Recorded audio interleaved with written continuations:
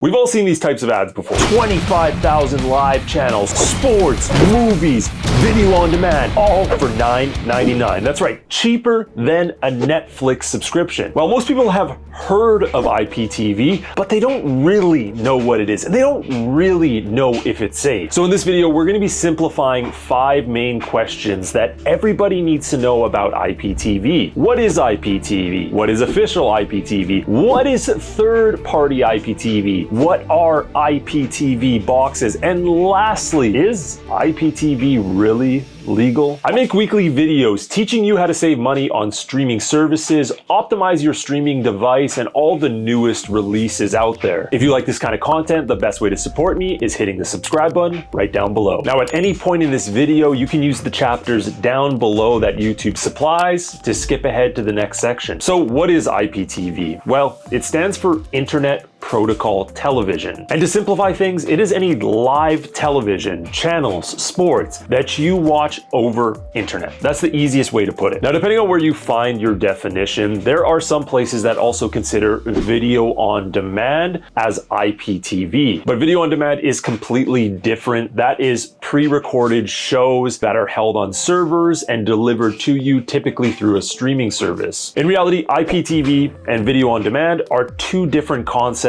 that are delivered to you in different ways, and we really don't want to go that deep in this video. So everything going forward is only referring to live TV. Even streamers that go live on platforms such as YouTube, Twitch, and Kick can also be considered a form of IPTV. One of the main forms of IPTV that users consume is what we consider official IPTV. These can come in 2 forms, either free or it's paid and you need a subscription for it. I call these official because there is no doubt that these companies own the rights to the content that they are broadcasting to you. This means there's no risk to you, the consumer, that you're doing any sort of copyright infringement. Some popular paid IPTV services include YouTube TV, Hulu, Sling, and Fubo. These services have gained popularity over the years as a cheaper alternative to the rising cable prices. However, as more services have started to pop up, the prices have only increased because now there is major bidding wars over sports rights and news rights and this live channel and that media package. Don't get things twisted here. These companies want these prices to stay high. Even recently, when we've seen major companies such as Fox, Disney, and Warner Bros. Come together to create Venue Sports, we have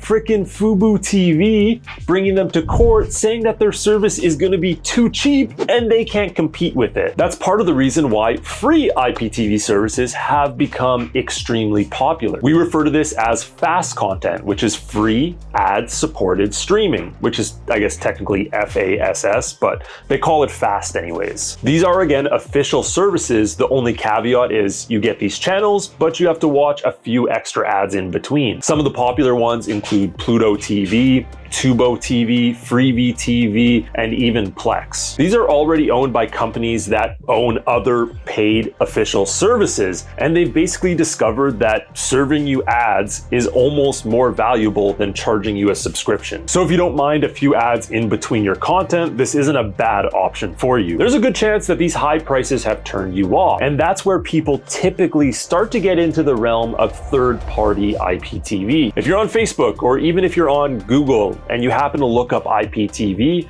you've probably been spammed with ads from somebody telling you that you're gonna get thousands of channels for a fraction of the price. They're gonna shove keywords in your face such as legal, safe, and I always look at it this way: if something has to call themselves legal, they're typically not legal. It's like pyramid schemes. They always make a video about why they're not a pyramid scheme, but it makes them look more like a pyramid scheme. Third-party IPTV can also come in 2 ways: paid or free. I would say 100% of the time, these services would not be able to provide any licensing rights to the content that they're selling you. And don't worry, we're gonna get into the legality of this in a little bit, depending on what country you're located in. Let's start with the paid services. There is so many of them, there's not even a point of me naming them. The reason why there's so many of these paid third-party IPTV services is typically there are central servers, they sell branding rights, they sell packages to sub-sellers, they create and brand their own service, and from there, they sell it to you. This has become an extremely popular market across the world, world, but it is very prominent in North America and parts of Europe. If you have trouble recognizing these types of services, honestly, the best way is if it's too good to be true, it's probably too good to be true. But millions of people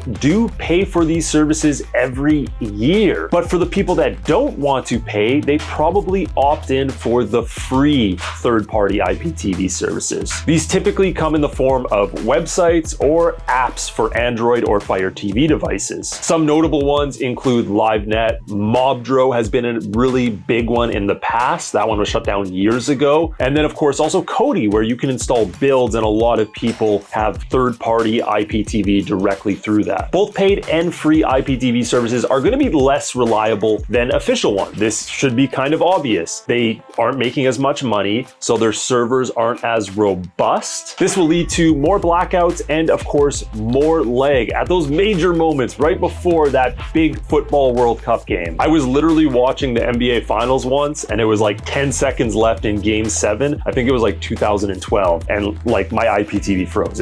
It was pretty funny actually. One product that has really been growing over the last few years are IPTV boxes. I get spammed constantly with requests from companies such as Superbox or Tangela, which I thought was a Pokemon, requesting me to review their brand new IPTV box that they say gives you channels for life. These typically run around a $300 to $500 range, and they don't require a monthly subscription. Instead, they're basically taking one of these services, putting it on the box, and allowing you to run it all for that one set price. I think the big hook they always get people with is the for life claim. And that's something I want to mention with these third-party services, is there is no for life. They are consistently being shut down, and there is no guarantee that if you purchase it tomorrow and you pay $80 for the year, which is amazing, that it won't be shut down the next day. One thing about them is you won't receive a refund. I can guarantee you that. You can go and try to complain to the Better Business Bureau, but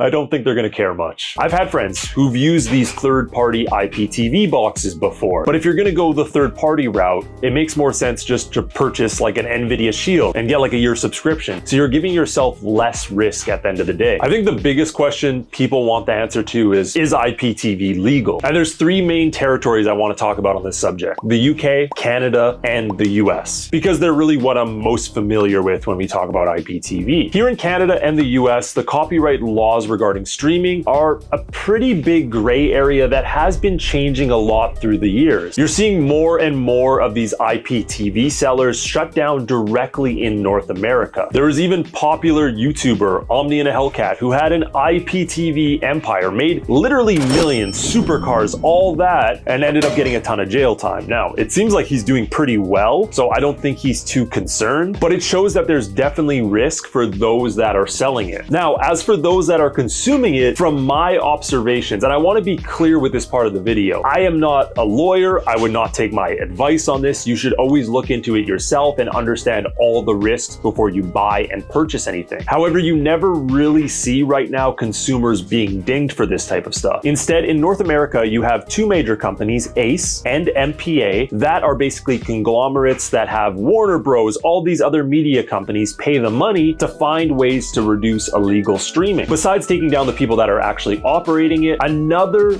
way they do this is through website domain shutting down. So essentially, they'll get court orders, they'll get the domains blocked by your internet service provider, and you'll no longer be able to view the websites. They're trying to make this process easier all the time so it can be more effective and more efficient in the future. As for the UK, things do seem a lot stricter. Now, the UK loves one thing. Well, baked beans, I know that. Okay, I don't know how many videos I've seen of those fucking guys that make spuds. I don't know, the Spud Brothers or whatever. I always get those on my TikTok feed for some reason. But they also love their soccer, football. I changed it.